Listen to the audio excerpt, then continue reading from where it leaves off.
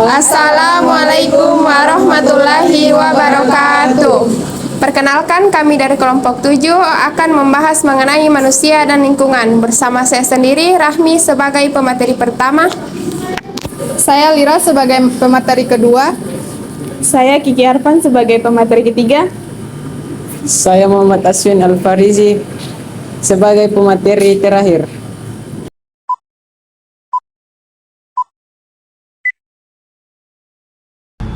Manusia adalah makhluk hidup yang dapat dilihat dari dua sisi, yaitu sebagai makhluk biologis dan makhluk sosial. Sebagai makhluk biologis, manusia sama seperti makhluk hidup lainnya, yang mempunyai peran masing-masing dalam menunjang sistem kehidupan.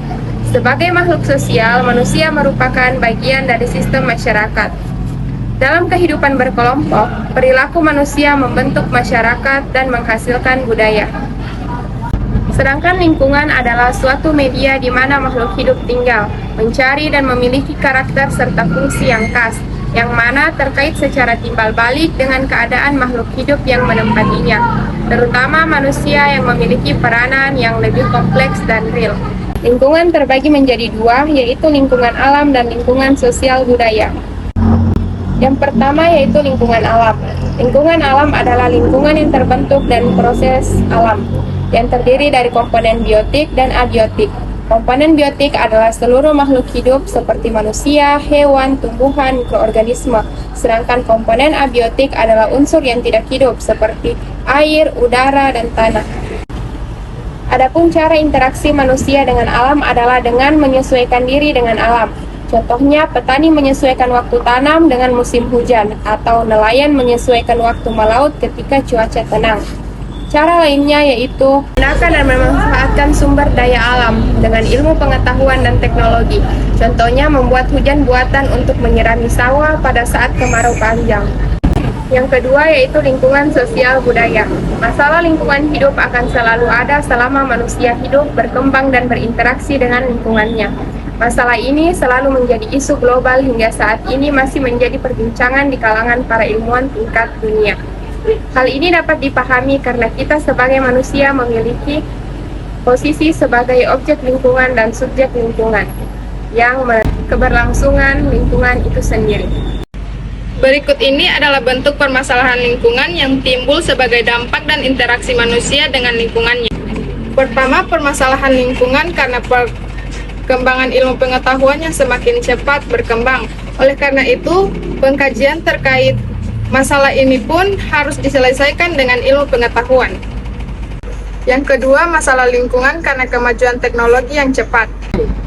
Berikutnya adalah masalah lingkungan yang muncul karena cara pandang manusia terhadap lingkungan. Dalam hal ini masih banyak manusia yang mengabaikan dan tidak peduli dengan lingkungan sekitar karena mereka beranggapan bahwa lingkungan sepenuhnya untuk kepentingan manusia dan dapat digunakan sesuka hati tanpa mempedulikan bagaimana upaya pelestarian atau perbaikan dalam terjadinya kerusakan.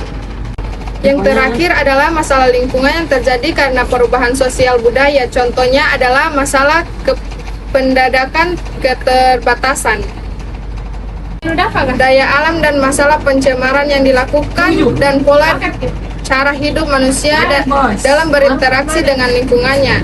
Dengan kata lain, masalah yang muncul sangat berinteraksi sebagai interaksi manusia sangat dipengaruhi dengan tindakan manusia dalam segala aspek kehidupannya terhadap lingkungan, sehingga pada akhirnya berdampak pada kehidupan manusia itu sendiri. Oleh karena itu, kita sebagai manusia, sebagai individu sekaligus makhluk sosial budaya harus memahami dan mengembangkan aturan serta tata krama dalam berinteraksi dengan lingkungan. Ini yang bisa kita sebut sebagai etika lingkungan. Etika lingkungan ini tidak diartikan sebagai kebiasaan hidup yang baik yang dipahami sebagai ajaran yang berisikan aturan tentang bagaimana seharusnya manusia itu. Berkait pada etika lingkungan, pada hakikat adalah berisi norma dan kaidah moral yang mengatur perilaku manusia serta dan Prinsip moral yang menjiwai perilaku manusia, berinteraksi dengan lingkungan, bersumber pada agama, kepercayaan, dan kearifan lokal setempat. Berdasarkan penjelasan sebelumnya, maka dapat disimpulkan bahwa hakikat, makna, dan arti penting lingkungan bisa manusia, yakni lingkungan merupakan tempat hidup manusia. Manusia hidup, berada, tumbuh, dan berkembang di atas bumi sebagai lingkungannya. Lingkungan memberi sumber-sumber kehidupan manusia, lingkungan memberi lingkungan tantangan manusia. Peradaban manusia dalam pengelolaan lingkungan memperbaiki, mengubah, dan tingkah laku menjadi tempat hidup yang nyaman untuk masa kini dan masa depan. 3. Kriteria kualitas hidup manusia. 1. Kebutuhan dasar untuk kelangsungan hidup sebagai makhluk hidup, yakni kebutuhan mutlak yang harus dipenuhi seperti udara, air, pangan, dan perlindungan terhadap serangan, baik serangan penyakit maupun serangan dari udara. 2. Kebutuhan dasar sebagai manusia. Ini lebih kepada manusia sebagai makhluk budaya yang tidak hanya cukup sekedar hidup, melainkan karena perubahan kebudayaannya maka manusia harus hidup secara manusiawi. Kebutuhan dasar ini terdiri dan kebutuhan yang bersifat materi dan non-materi. 3. Kebutuhan dasar untuk memilih. Kebebasan memilih adalah kebutuhan yang harus diberikan pada manusia agar manusia dapat menggunakan akal pikirannya untuk mempertimbangkan secara rasional terkait apa yang mereka pilih. Manusia-manusia yang berkualitas tentunya dapat melakukan banyak hal untuk membuat mereka sejahtera. Tapi manusia-manusia yang berkualitas pun memiliki kemampuan untuk mengelola lingkungannya dengan baik dan benar untuk mendukung kesejahteraan hidup di masa depan.